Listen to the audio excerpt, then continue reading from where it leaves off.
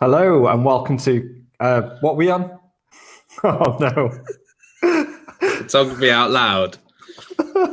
No, let's start again. You do realise this is live and we can't cut this out. It's not like we can do a We're gonna have reel. to. No, we're gonna have to. Hello and welcome to Photography Out Loud. My name is Paul Davis, and as always, I'm joined with my colleague Joel Longbone. Are you doing Hey, okay? you got my name right. I know. Yeah. How did I muck up? You know what? That's the first time No I've idea, mucked up mate. that intro. So. Okay, the first part of the intro, maybe, not the second part. Maybe. So I forgot where I was then. I thought I was working at my other jobs. Which is what? Hello. Do you do like a secret podcast? Yeah, secret Tiddlywinks podcast. R Us. Yeah. Or center weighted spot metering. Hey, let's not talk about spot metering. Thank you very much. It's got me in enough trouble already, hasn't it? Paul almost broke the internet. Indeed. Speaking about breaking the internet, I hope we're coming through okay, because like me and Joel have both got an unstable connection warning coming up. So I'm glad it didn't just say unstable, because that would explain a lot of other things. Yeah, I had to definitely mention the connection. Yes. So if you're watching live, give us a hello, give us a wave. Joel can possibly pick an emoji that you can potentially use. Yeah, maybe a sunshine one, given there's a lot of sunshine out there now, even though this morning it looked like winter again. Yeah, or give it an hour and you can put a hail emoji, can't you? Yeah, that's true. Just all the meteorological emojis would be great. Yeah, absolutely fantastic. So how's your week been, Joel? Yeah, interesting. Yeah. Poor Sarah not being with us, being in hospital has made life interesting for sure. But yeah, it's been good. It's been nice to see customers and things, and we've been getting stock in, which is also a nice feeling, given the issues we still face trying to get stock in. But yeah, it's at least the weather has been okay on some days as well, so it's been nice. And the nights are drawing out, so we're gonna have to buy blackout blinds for our house for the kids. Yeah, they're like, why am I going to bed? It's still light outside. Yeah, it's still light outside. Yeah, what's going on? So, there's a few comments. Let's go through these. Hi guys, hope you're well and that Sarah's recovering well. So, in answer to Sarah, she's recovering well. I've been speaking to her on and off over the past few days via messages and on the phone. So, all being well, she may come home over the next few days, but it just depends on her condition. But yeah, thoughts and prayers with Sarah and her family as she recovers.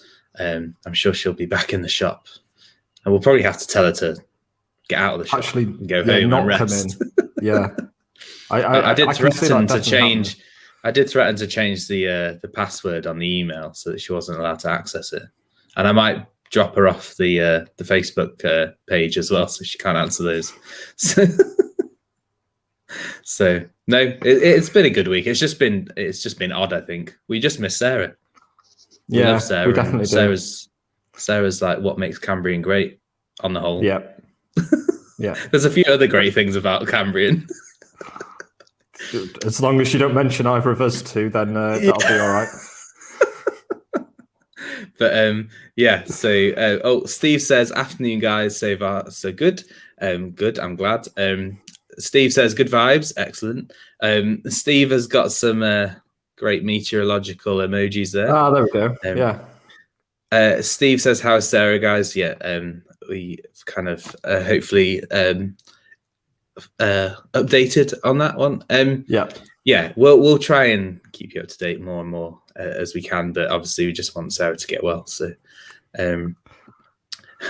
good afternoon guys, don't know why I'm watching, it's not like I need a new camera. Oh David, how wrong you are. Hashtag you're wrong, David. Oh, how the tables have turned.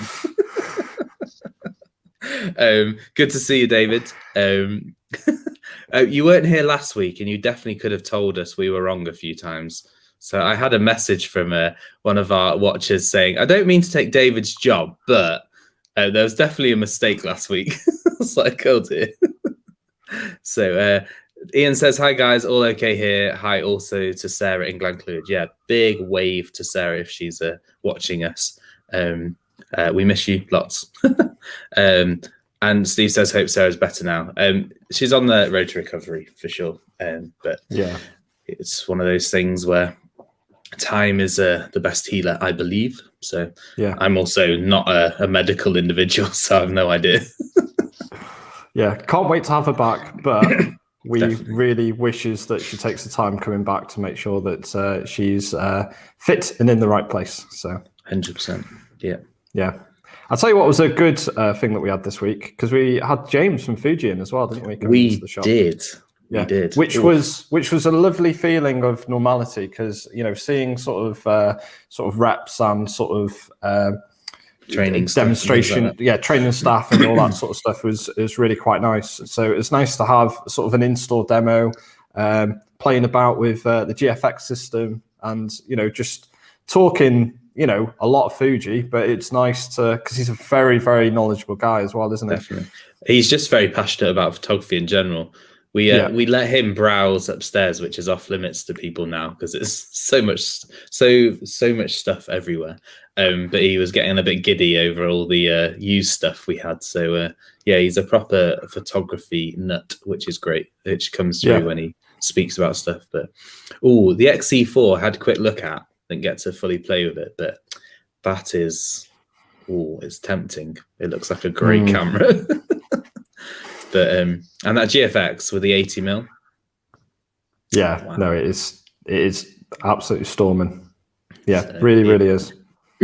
And the pixel shift on the GFX. Wow, 400 megapixel images. That is ridiculous. Yeah, and then you can put it into that Photoshop render up and get another ×4, so you can have an 800 megapixel image now without any image loss if you didn't want. We need to print a portion of that at 1:1, don't we, on Thor to see what that looks like. That'd be absolutely insane. Absolutely insane. So maybe we should do like all... 4 rolls of it, whatever the native res comes out at. Just hang it up on the ceiling. It'd have to be, wouldn't it? It'd have to be 4 rolls. So we'll put it up on the ceiling as our own version of the Sistine Chapel. Yeah. So all in all, it's been an interesting week. So yes, it's brilliant. Joel, any news this week? Yes. No news. Yes. No news. Okay, right. Moving on. That's a news. I don't think there's anything that substantial, to be honest. Here we go. Can you just read out the comment, please? Yay, David's with us. 400 times 4 is 1600, not 800, Paul. Yeah, of course it is. Yeah. He was just testing you, David. Yeah, that's all it was. You weren't here last week. We're glad you passed the test. Just a test. Just a test. I can't wait for David to come and do another talk in real life. Great. Yeah, I feel like he'll come in with placards. They're just, like hashtag you're wrong. Hashtag, what is it? Was it a 0 for Paul or something like that? I can't remember what the haircut one was. Oh yeah, we'll forget that one anyway. Right. Dear. So. But I mean, right. So we say we do regular news and updates because this is what photography is allowed, but we haven't got any news.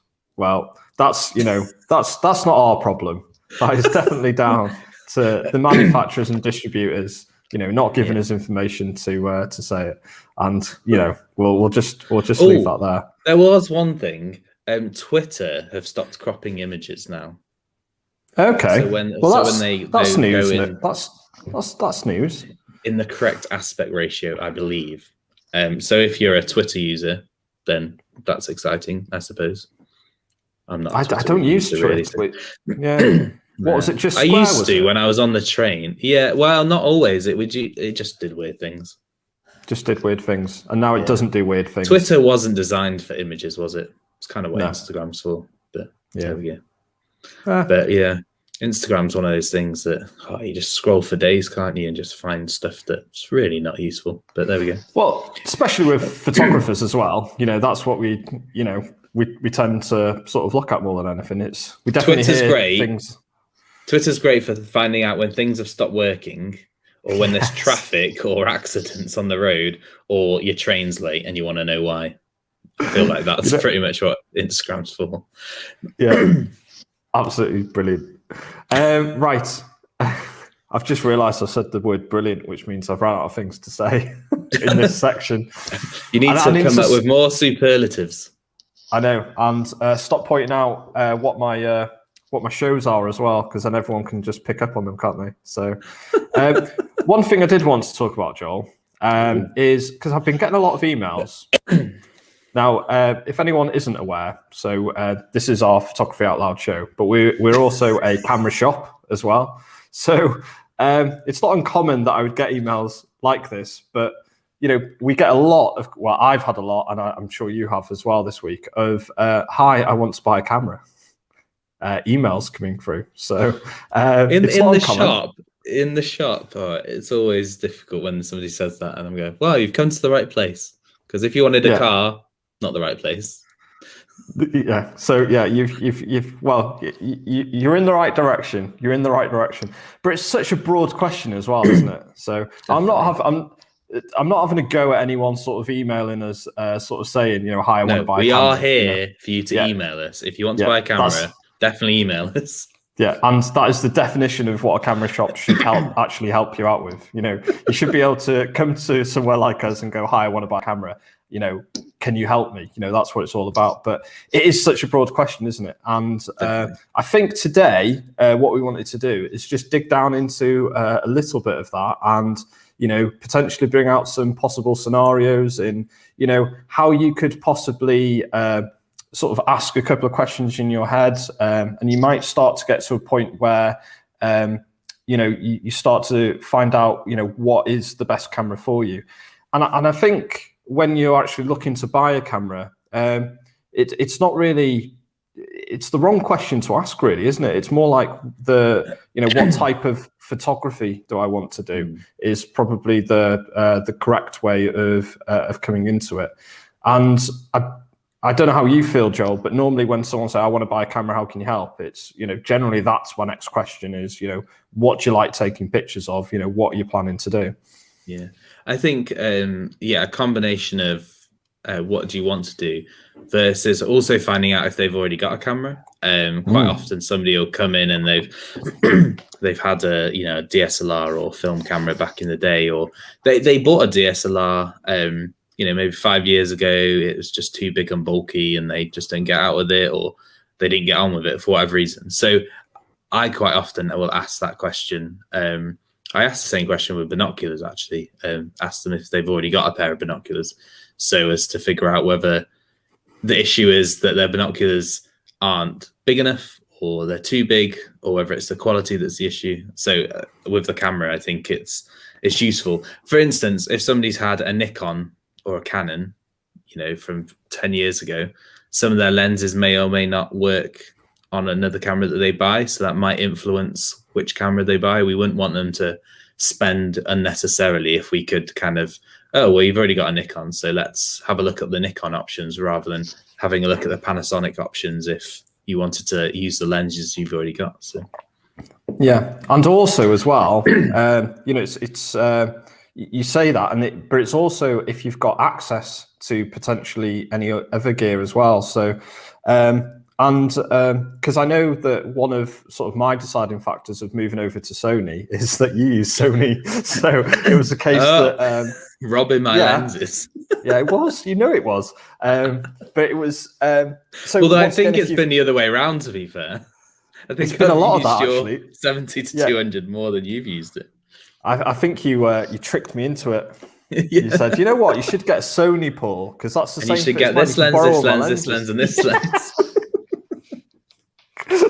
Basically all the lenses that you wanted. Yeah, definitely. But interestingly, if you've got a partner that's sort of into photography, there are going to be advantages potentially of having the same fit We see that obviously in if you're allowed to families. borrow stuff. Yeah. Yeah, we see that in families, don't we? Where, like a teenager or whatever will come in and go, oh yeah, my mum or my dad's got a Canon such and such. They've got this lens and this lens. We're like, right, we'll sell you a Canon so you can go and borrow your mum and dad's lenses off them.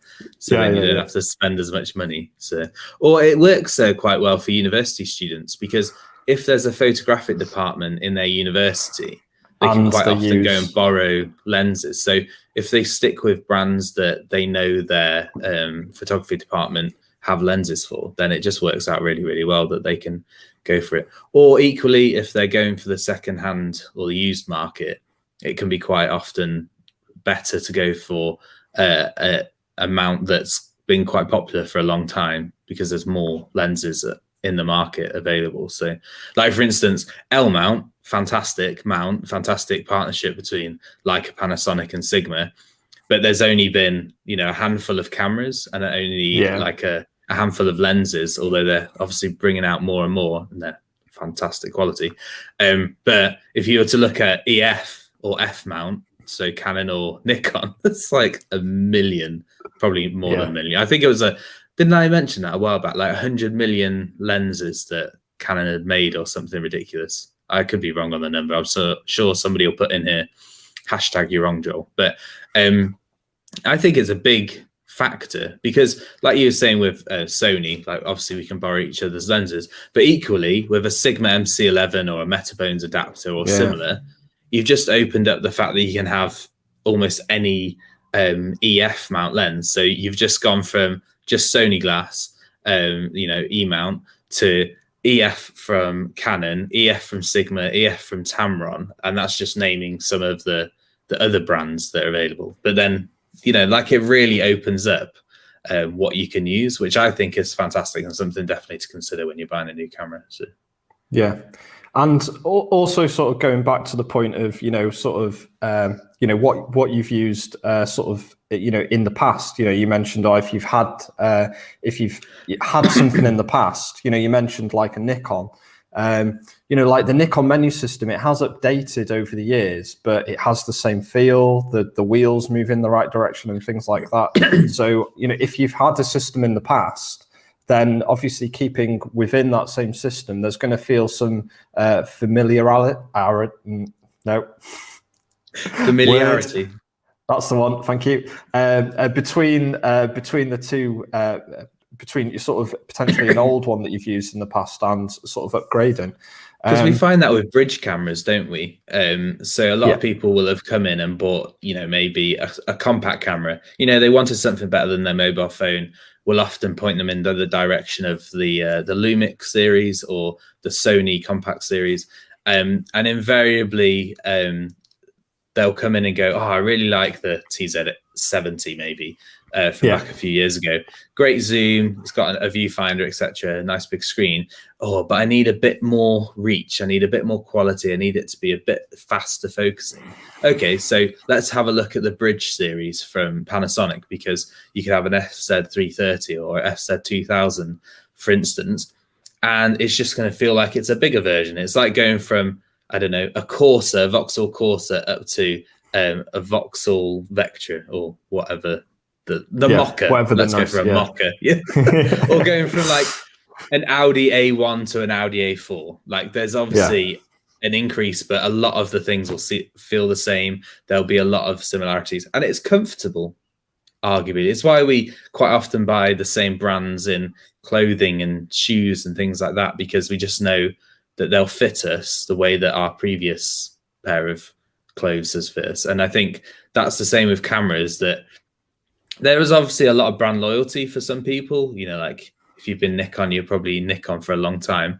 But those people who will want an upgrade, not too bothered, they'll still often go for the same brand they've had, because everything's just in the same place. Like you said, menus will mature over time. But in reality, if we looked at a camera from 5 or 10 years ago versus now, it's like nothing.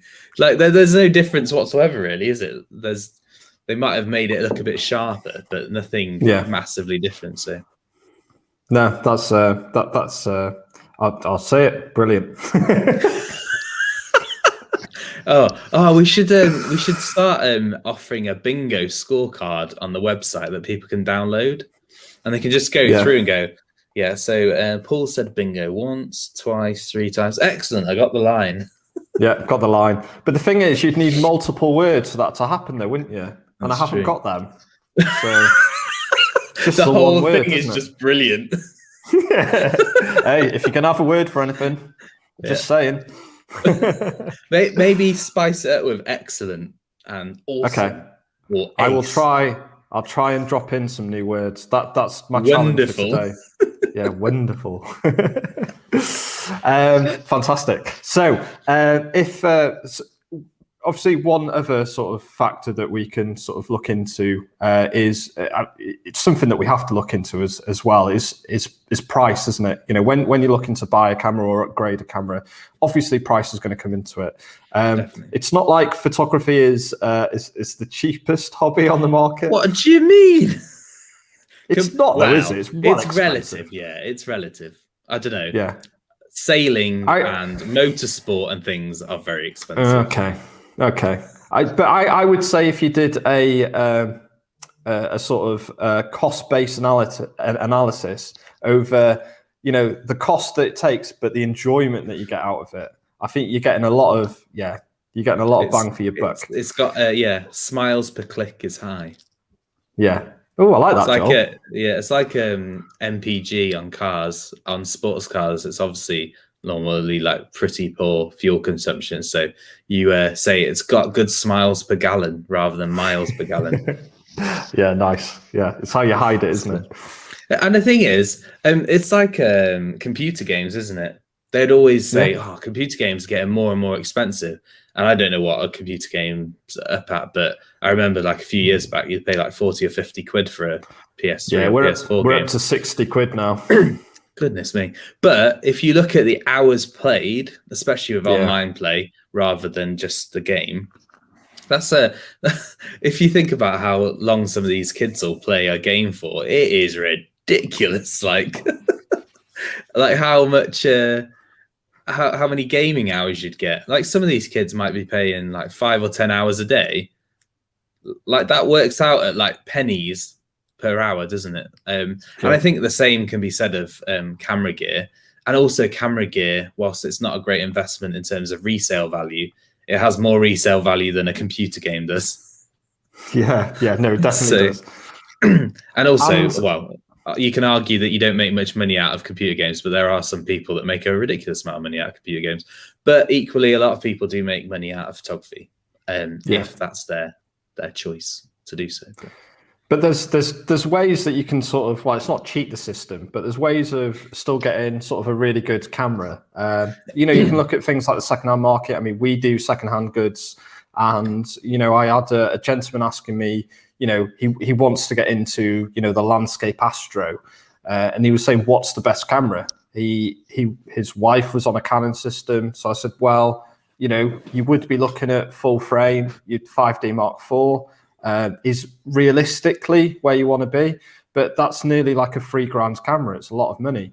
But also at the same time, we had a secondhand 6D Mark I. We've got one of those in at 500 quid at the moment. And that's still going to do an amazing job at doing sort of your starry shots at night. Arguably not as good as a 5D Mark forward, but it's not going to be it's not going to be $2,500 behind. Do you know what I mean? There's definitely, so you can still get some good deals that way. Yeah. 100%. And I think also, especially buying from places like us that offer a warranty, there's far less risk in buying used than perhaps in the past. And also, the great thing with used is quite often if you buy it at the right time, the depreciation has kind of come to a lot. It's slowed down a lot. You know, like buying a car, isn't it? Like you buy a brand new car and then the price comes down quite significantly. What car analogies today, Joel? That's true. It's true. I don't know if there's a used market for like kitchen goods or golf. Well, maybe golf clubs. I don't know. Golf clubs might have a good used market. I don't know. But I think the great thing about used as well is you might be able to try something that you would never normally be able to afford. like a lens that would just be way out of your price range, brand new, because it's quite rare. It's quite a niche lens, but then because it comes up secondhand, you know, the pricing gets to a point where you're like, oh, that does make a lot of sense to go and buy that lens or that camera. So I think makes sense. And also, if you're clever and you know something's coming out at a certain time, then you know when to buy and when to sell as well. So you can balance it out that way as well.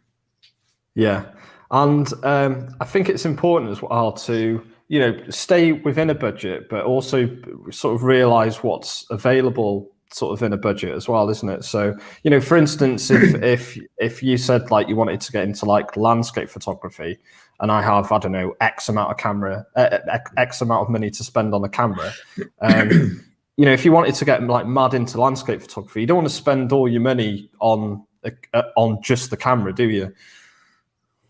No, definitely not. I remember somebody coming in and said they wanted to buy a Nikon D850. I went, oh, interesting. Why is that? He said, because it's the best camera. I went, oh, great. It is. It's a very good camera. And he promptly said, yeah, so I've been thinking that I'll buy the camera and it will last me about 10 years. I said, okay, that's interesting. So what lenses are you going to buy? He's like, oh, I was just going to ask you for the cheapest lens. And I pretty much just said, no, you're not buying a D850 off me today. Not selling you.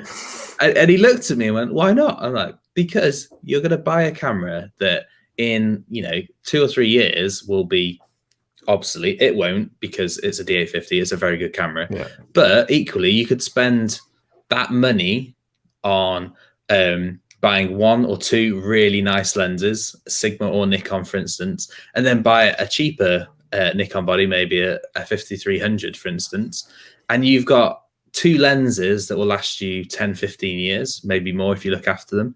And then you can upgrade the body when you outgrow its ability, whatever that might look like. I always find that interesting, that you outgrow the ability of a camera, because over years and years, the cameras have changed so much but people still produced amazing pictures back in the day on other digital cameras, for instance.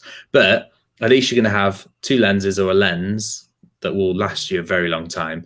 And arguably, it's great to buy a very expensive camera because they have an incredible amount of features. Quality is insane. But if you've got 40, 50, 60 megapixels and you're sticking it through a very cheap lens, it's just going to look like 40 or 50, 60 megapixels of rubbish. It's just going to look awful. I'm trying to think of an analogy that's not a car, but I always say to people, why would you buy a Ferrari and stick budget tires on it or part warns? You wouldn't, would you? That's absurd. No, it makes sense as well. And I think you're going to get a lot more enjoyment out of, I mean, once again, if we just stay in the sort of the landscape zone, for example, you know, say if you had a budget, I don't know, of £1,000, let's say, you know, you'd probably want to spend like half of that on a camera and maybe half of that on a camera and lens. But you've got to remember, with things like landscape, if you wanted to get into landscape, you know, you're going to be wanting to look at a tripod. You're going to be wanting to look at filters. Obviously, if you're getting into landscapes, you don't quite know, you know, where you're going to start specializing in the type of photography that you're doing. So you're wanting to keep it quite broad. You're going to need filters that are going to give you those sort of blurry water effects or blurry sky effects. Yeah, a circular polarizer is a very popular filter that they're not cheap for good ones, but will make a massive difference to your images. Arguably more of a difference than the camera and the lens combined, because if you can't control how that light's coming off the water into your camera or the skies, you can't. You can fix blues in skies. We can argue that one, but you can't fix reflections in water and glass. No. It's just physically impossible. I may be wrong. Somebody may have found out some technological way of fixing that, but it's so easy to stick a circular polarizer in front of your lens and give it a twist, and your picture instantly becomes better. It's like the easiest fix in landscape photography. And the other thing with and you get so much more enjoyment out of that as well, wouldn't you? Like, yeah, definitely. You know, and I think you would find a circular polarizer far more useful than an extra 10 megapixels. Yeah, that's what I was going to say. the cost of 10 megapixels is quite significant a lot of the time, way more than even the best circular polarizer you could buy in most cases. And the other thing with landscape photography, we'll take that one. There's no good getting a very good camera, a very good lens, and using a 50 quid tripod that as soon as there's a light breeze, it falls over and you've just cracked, you know, £2 worth of lens and camera. That's just ridiculous. And also, if you want to do long exposure, like you were saying, and get filters, you need a solid tripod. You can't get away with anything other than having a solid tripod. There's just physically no way of doing it. Arguably, you could say you could get an Olympus that does handheld, like long exposure pretty well. But even still, you can't really beat a good tripod, no matter what you're trying to achieve in terms of landscape photography. So I think that's important, that people understand that if you want to achieve great quality, you have to spread your budget out over all of the things required. I remember like my dad's into hi-fi systems and things like that, and they always say that you should spend, I think it's 5 to 10% on your cables so the quality is as good as possible, because there's no good having great speakers and a great receiver or whatever and then really poor quality cables in between. And like, and what do they call it, the cartridges for record players, you know, vinyl players. Like, people spend ridiculous amounts of money to go to, like, I don't know, diamond and sapphire and stuff like that to try and get the best quality possible out of it. And I think it's the same. Well, it's probably the same for most things, but for photography, you definitely have to consider the whole process from like start to finish. It's the same with editing software, isn't it? I know we can like go on a rabbit trail here, but spending spending a little bit of money rather than the free options in editing will make your life much easier and you'll be much happier, because one, you can find a lot more tutorials on YouTube, etc.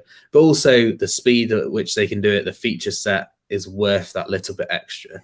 And that's the same with camera gear. I think you have to understand, like you said at the very beginning, what do you want to achieve? Because that's ultimately what you're trying to solve, isn't it? If you want to be fancy and just have a camera, which we've had before, we've had customers come in and say, I want that camera. Why? Because it's big.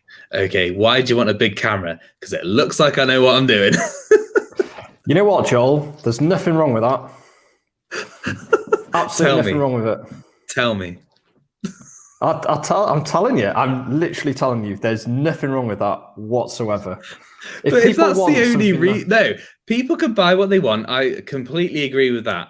But if that's not your reason, you have to understand what you're trying to achieve.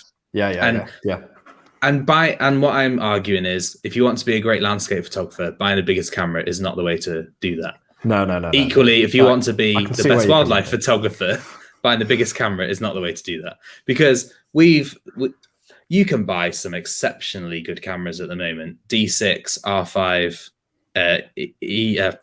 1DX Mark IIIs, EM1Xs and stuff, which are very good at wildlife and sports photography. And apart from the Olympus, which is quite lightweight, you're going to have to stick a really big lens on the front of it for it to be good at wildlife. And then you're going to have to go to the chiropractor every other week to have your shoulder reset and your back reset. Do you know what I mean? Like, what are you trying to achieve? I think, going back to what you said, it's probably one of the most important questions in buying a new camera is why? So if I feel like we could go on for hours. Oh, no, we could, yeah. So I'm going to loop this round, because we said, didn't we want to try and shorten these down a little bit to try and 30 minutes. I mean, we could go on for hours, but so just trying to bring it around a little bit before we go and have a look at some of the comments. I think if you're wanting to get into photography, and ultimately your first point is, I'm not going to need a camera. Don't let your thought pattern stop there.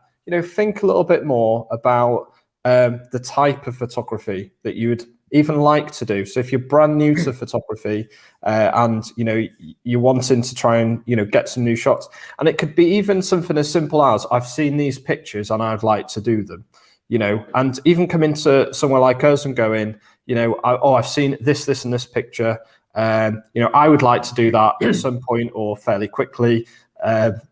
And, you know, that helps us so much. You know, it really does. You know, when you've got a rough idea of the type of photography that you want to follow, then that's great.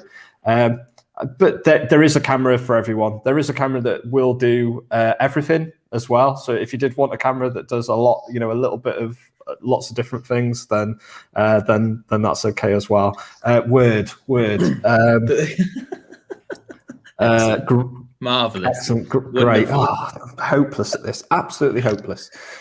One thing I would say on that is interesting is that a lot of people will go on YouTube and the internet, which is fantastic. The internet's great for all those things. And you'll see videos that say this is the greatest camera, you should definitely buy one. Now, that may be true. It could quite possibly be true for you. But equally, we think it's very useful, and obviously we're biased, but going into a place like us, an independent retailer, or, you know, a knowledgeable photographic retailer will help you save so much money and be so much happier, because the amount of people that have come in, bought, you know, a great camera. We both use A7 IIIs, arguably one of the best all-round cameras you can buy on the market. Arguably. But it's definitely not the camera for everybody.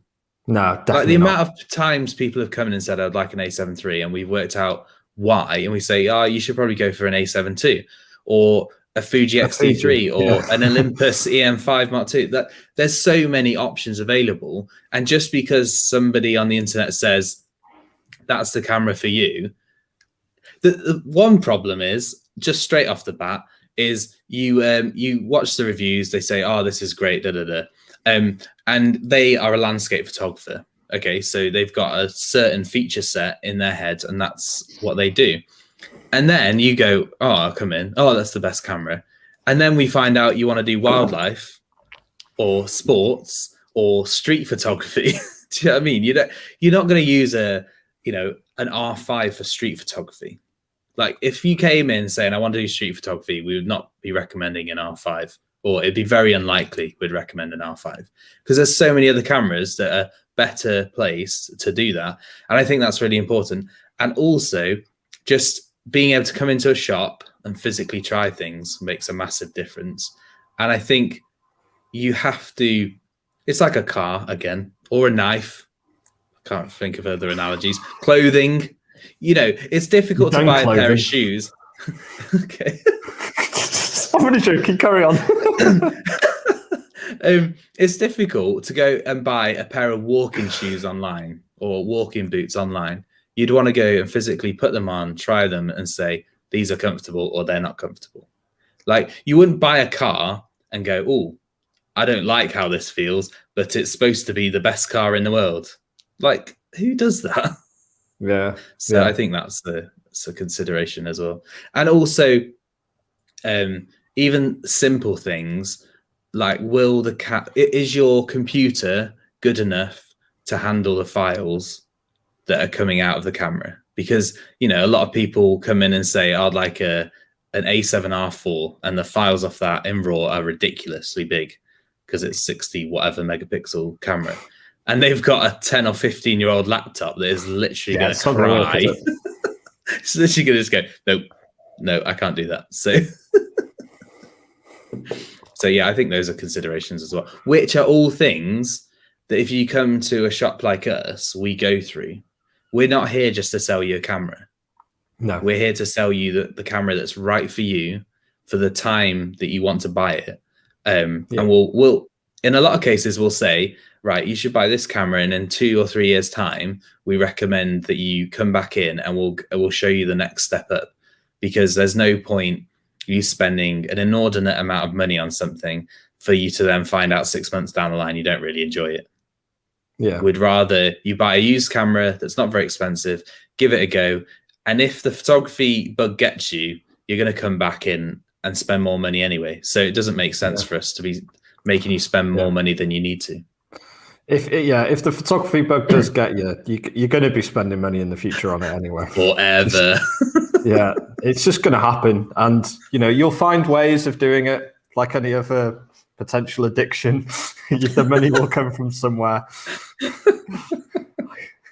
and that's just, I think, part of the hobby. Paul sells cuttings of his beard to fund his habit of cameras. No, I don't. Leave my beard out of it. It's getting really long, isn't it? It is. Does it look like a shadow today? Yeah. Does it look like a shadow? It's not massive. a shadow, you know. It's there. Look. It looks like you I'm need just a bit of a casting trim, like lad. one shadow, but no, it's beard anyway. Shall we go to some of the comments, Joel, before we let's hit the hour mark? Steve says, for street work and carry everywhere, my little Fuji X30, serious landscape, my 5D Mark III. We were talking with James yesterday, or at least I was. I don't know if you were still there, but we were talking about X30 and just the wish that they would do another one. Yeah, 100%. I miss that range so much. Did it finish on an X70? I can't remember. Was the X30 the last one? X30 was the true last one. They brought out an X70 that was a different ball game. It was a bit like the X100, wasn't it? But it had a wider lens and it would crop and stuff. So, but yeah, X30, fantastic camera. And a compact Fuji color science is great. Yeah, and a great way of actually utilizing what is, potentially the best way of doing different types of photography is, I've got a Fuji for this type of photography and I've got a Canon for this one. Yeah, so cheers for that, Steve. Thanks for sharing. Yeah, it makes a lot of sense for sure. Oh, Sarah. I'm watching from YGC, so glad I have you two to look after the shop. Oh, thanks, Sarah. We miss you, Sarah. Get well soon. Yeah, we definitely miss you. It's not just us. There are other members of staff being very helpful and hardworking as well. 100%. But yeah, we can't wait for you to come back, Sarah. There's brownies and marshmallows on your desk. Yeah. Paul and I were having a discussion about the fact that we should probably eat the brownies because they might go bad. But let us know, Sarah. The marshmallows are in a plastic wrapper, so they won't go off. They won't go off, but we've got concerns about the brownies. Let us know your thoughts on the brownies, please, Sarah. Yeah. Executive decisions might be made to eat them anyway. Steve says, love the Fujifilm simulations and black and white filter options too. Yes, definitely. I think I've already spoken about my love of Fuji colors. So, David, can I just very quickly interrupt there as well? So, I've got one of those color checker passport things. Oh yes, that I do calibration on. Well, I used the GFX to photograph some artwork this week, and I used the color checker passport, applied all the thing, did all the software stuff. Didn't need calibrating. It was fine straight out the camera. Anyway, did you use pixel shift? No, because I was using the 50R. Oh yeah. Oh yes, of course. No image stabilization for that. David says, buy a printer by pound per kilo. Oh dear. Steve says, take care, Sarah. Yeah, definitely echo that. Can't wait for Sarah to be better. Gareth says, afternoon, gents. Good afternoon, Gareth, and thank you for helping Sarah. Yeah, 100%. Forever in your debt. Tina says, so some people have all the gear and no idea. Also, don't you hate it when people say that's a good picture, you must have a good camera? Yeah, definitely. There's definitely two conversations there. The second one, obviously, everybody asks the top chefs like Gordon Ramsay, etc., what oven he used, because that's what makes the food, isn't it? Yeah. My tongue is firmly in my cheek.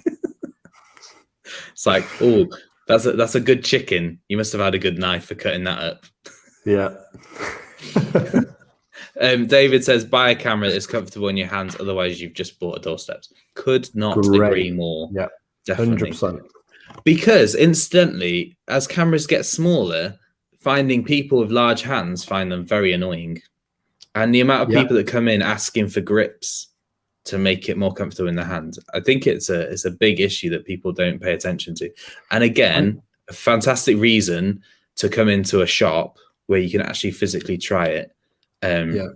Is way better than just going off. You don't want to resent the thing that you're picking up to potentially enjoy, are you? Or feel that you don't want to be anxious that you're going to drop it, or you don't want to be anxious about going the other way mentioning like the door. If something is very sort of big and heavy, you don't want to be anxious about, like pulling your shoulder or something. Yeah. So yeah, it's got to be comfortable. Obviously, if you've got big hands, it needs to feel nice and grip in the hand.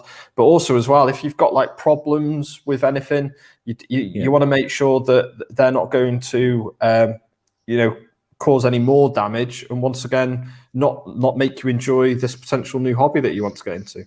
Yeah, I had a customer even today come in and he'd hurt his arm a while back, and he wanted to trade in a load of his gear so he could get a smaller camera so he could enjoy his photography again rather than having to carry a big lump of a camera around. So it does, there's all sorts of reasons for buying cameras and having to decide which one's best for you.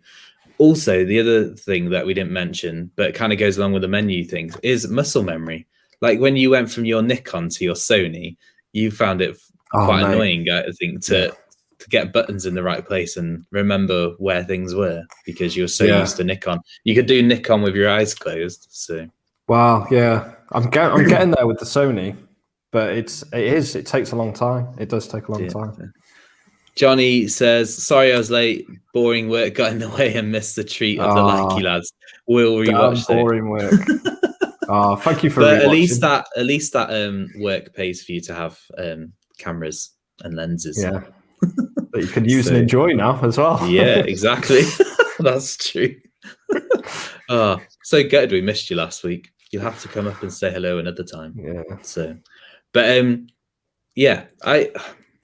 it's such something we do every day. But it's interesting to think about buying a camera and what camera is best for people rather than what's the best camera, because arguably it is the one that's best for you and not for anybody else. So yeah, I think we'll do another one of these, Joel. Maybe not next week, but at some point where we might look into maybe get some sort of actual models out for different types of photography. Maybe just throw something out there because I don't think we've actually helped. We should do a head-to-head. Maybe we should do a head-to-head. Yeah, like which compact we'd have, which bridge we'd have, which entry-level DSLR or mirrorless we'd have, or what camera we'd prefer for wildlife or portrait. Because that wouldn't go wrong in any way, would it? Hey, that might be a way of getting our things up on YouTube, though, wouldn't it? We'll just say one brand sucks and another one's the best, and that will generate plenty of clicks, won't it? Yeah, use that on the what do they call it? The thumbnail. And then a stupid picture of our face going, or something. I don't know. That's how you get likes on YouTube, isn't it? Likey. Yeah. Right. So yeah, this half-hour section is going really well for us, isn't it? So, Joel, any final thoughts before we break up for the weekend? No, I don't think so. Have a great weekend. Enjoy your camera, whatever you've got. Well done. You finished? Yeah. All right, brilliant. Thank you to everyone that's watching, as usual. And you know what? I'm going to go slightly off script, like I'm ever on script anyway. I was going to say. Very enjoyable with comments today, I have to say, Joel. It's been great, hasn't it? So a lot of back and forth with people watching. Obviously, if you're rewatching this at any point, what we do here is live, so you can come in and add some comments and hopefully steer us in the direction that you want us to take a conversation as well, which is always interesting. So if you haven't done already, please make sure that you go over to our Facebook and YouTube channels, hit the subscribe, like, whatever those particular buttons are. It does actually help. And again, please share this video as well. So the more you share it, the more it spreads the word about what we do here on Photography Out Loud, but also as a business as well, which is Cambrian Photography. So yeah, fantastic. Brilliant. What was the other word I'm not supposed to use anymore? Brilliant. Bingo. Brilliant. Oh yeah. Brilliant. Brilliant. I'll say a couple more times to get the full sheet. Yeah. Brilliant. Thank you very much for watching, and we'll see you next week. Bye-bye for now. Cheers. Bye now.